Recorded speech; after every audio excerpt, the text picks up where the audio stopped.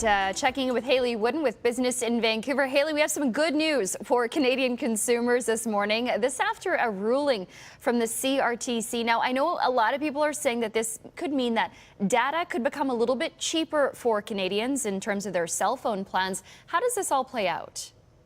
So essentially what the CRTC has ruled is that internet service providers have to treat all content equally when it comes to what content counts toward consumers' monthly data caps. So differential pricing is the practice of picking and choosing what websites or services or applications count or are exempt from that monthly data allotment. So what this could mean ultimately is by removing the financial incentive for providers to partner with third-party companies, say like Facebook, which has notoriously been a proponent of differential pricing, it'll mean that internet service providers have to rely less on data caps, and ultimately that could trickle down to consumers having to pay less. Now, some advocates have argued for the total removal of data caps totally, which would be a great thing for consumers.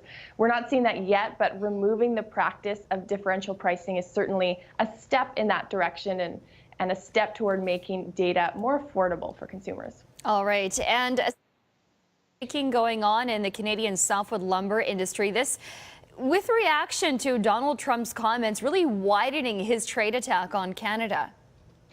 That's right. Targets now include dairy, softwood lumber, as you mentioned, steel, and energy. Trump going so far as to say that Canada's trading relationship with the U.S.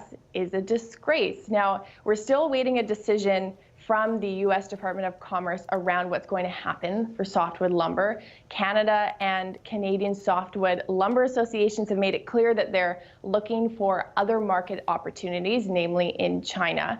Now, when it comes to all of these industries that are sort of under attack or in the crosshairs, so to speak, when it comes to this tirade against trade, it's unclear what this is going to mean for Canadian exporters. Of course, the U.S. is our largest trading partner, so any changes are going to impact producers here in Canada. But it is important to note that in the short term, making Canadian goods more expensive in the U.S., while that could help American producers, it could ultimately push a lot of those costs back onto American businesses and consumers too. So it's not as though Canada doesn't have any bargaining power when it comes to these negotiations. But it certainly is heating up, Haley.